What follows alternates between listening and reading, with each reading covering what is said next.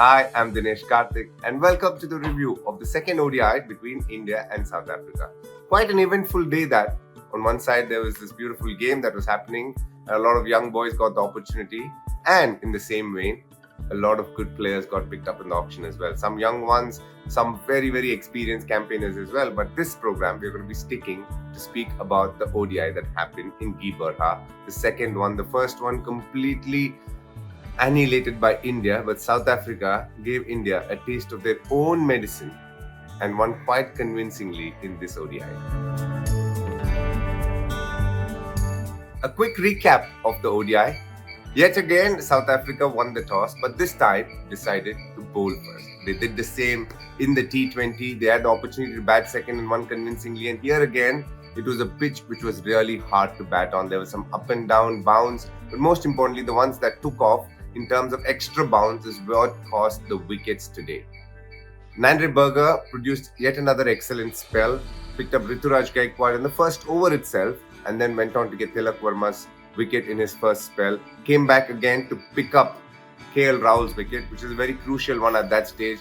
And in many ways, Sai Sudarshan looked the best batter yet again, well supported by KL Rahul, but India could just muster up 211. And in the second innings, it was the opportunity for Tony Zorzi, who batted beautifully to get his maiden 100 and take South Africa home rather comfortably with many overs to spare. It was a display where South African batters shown why they are so good in home conditions. The Indian bowlers looked a bit toothless, but you have to say the score wasn't good enough to defend on this ground. But great batting by the South African batters, especially Tony Zorzi.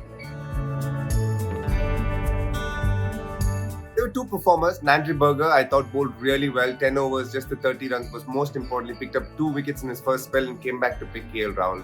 But you have to say Tony Zorzi was the key performer of the day. Got his opportunity, made his debut this year against West Indies in Test and ODI cricket. In the first match as well, he was looking quite good, played some attacking shots before he got out pulling to Arshdeep Singh. Today, he didn't let go of that. You see a very strong bottom-handed player, has been around for some time in the domestic circuit, made his debut in 2016. He's been around for 7 years and he's moved around franchises there. Played for Northerns, he's played for Spartans, he's played for the Titans, and right now he plays for the Western Province. Quite a convincing batter, opening up top, plays a lot of strong shots, likes to play leg side. You can see the pull, the slog sweep coming out quite extraordinarily every time he's put under pressure. Looks to go downtown a lot. Someone who sits back in the crease, uses his bottom hand, looks to hit over the top a lot more. A very accomplished domestic batter, but coming good in South Africa. It will be a very good test of skill when he travels around the world. But for the moment in South Africa, he looks like a player who knows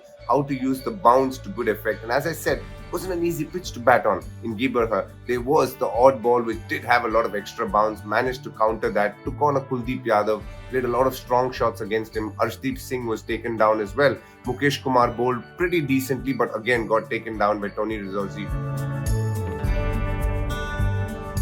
India were pegged back early.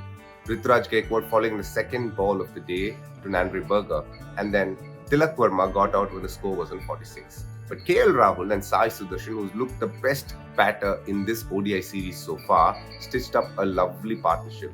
It was a really good innings from Sai Sudarshan. They were bowling quick, there was up and down bounce, but he made sure he played the right shots, cover drive coming to good effect, used the pull as well. Someone who has a lot of guts in him. If you look at him, you might not say he's the most talented or most skilled, but has a lot of guts and is proving that to good effect. And they took the partnership to 114. And at that stage, Sai Sudarshan got an absolute snorter from Lizard Williams, went to cut the ball, completely bounced extra on him, touched his glove and was caught behind. And that was that. And from there on, India found no way to stop the wickets falling. From about 114 for 2, they got all out for 211. KL Rahul followed soon after he got his 50, and then one wicket fell after another. Sanju Samson went in, got out bowled. Rinku Singh got stumped. And as I say, the rest is history. The wickets just tumbled very fast. India couldn't control that. Some good bowling by the South African fast bowlers. Keshav Maharaj chipped in with a couple of wickets as well. Good tactical changes by South Africa as well. But the key moment of the day has to be Sai Sudarshan's wicket. Even on tough pitches, the biggest lesson that was learned is if you're willing to apply yourself, there is always runs around the corner. Giberha was a pitch where the fast bowlers found it rather easy to bowl, and India's best fast bowler was Arshdeep Singh. But what Tony Zorzi and Reza Hendricks did was brilliant. They stitched up a partnership, fought against all odds, didn't lose a wicket early, got them a big partnership, after which South Africa didn't look back. They were in command through and through. And when the first wicket fell, you pretty much knew the writing was on the wall for India. There wasn't too much help for the spinners. The fast bowlers, barring Arshdeep Singh, Mukesh and Avesh, looked a little ordinary today. Arshdeep Singh bowled brilliantly. I thought his spell was good up front and ended up getting the wicket of Reza Hendricks as well.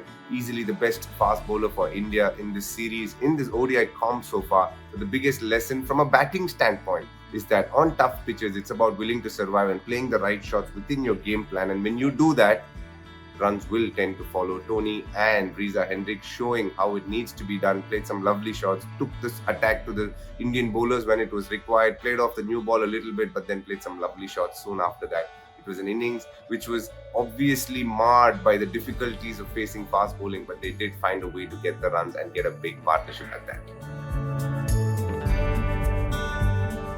It's preview time for the third ODI. The first one, India won rather convincingly. The second one, South Africa won rather convincingly. The third one is going to happen in Pal. Interestingly, the last time an ODI was played in Pal was again between India and South Africa, where South Africa won rather comfortably. Maybe this news doesn't sit really well with the Indian fans, but India scored 287 in that. South Africa chased it down rather comfortably with 7 wickets to spare. Now, if you do look at this series, the one thing that's dominated the course of both these games have been the bowlers. But Pal will be slightly different. It's a better batting pitch, slightly smaller ground, high scoring most of the time. So we will get to see the batters come to the fore and play some lovely shots, and it'll be a high scoring encounter. The standout batter for the tour so far has been Sai Sudarshan. He's batted brilliantly. A couple of batters to look out for. Sanju Samson, who got an opportunity last game, was looking good till he played on one. He hasn't batted in the first inning, so he'll be looking in the first match rather. So he'll be looking to score some runs. Rinku Singh gets his opportunity in ODI cricket. Looked really good, confident till he lasted. Rahul doing Rahul things, very confident at number 4 right now. The bowlers, Arshdeep Singh has been the standout. The spinners, Akshar and Kuldeep, haven't really come to the fore. They haven't picked up the wickets that they would want. Yes, Kuldeep Yadav didn't get too much bowling. You have to say in 2 matches, there's not too much you can discuss about the players. But overall, it's been a bilateral which is being dominated by fast bowlers. Will it change in the last game? That's what we need to wait and watch. South Africa put up a solid performance in the second ODI, and they'll be looking to take that confidence into the third ODI. We are all going to be waiting with bated breath to see what happens. I'll get back to you very, very soon on the third ODI review as well. Take care, stay safe till then.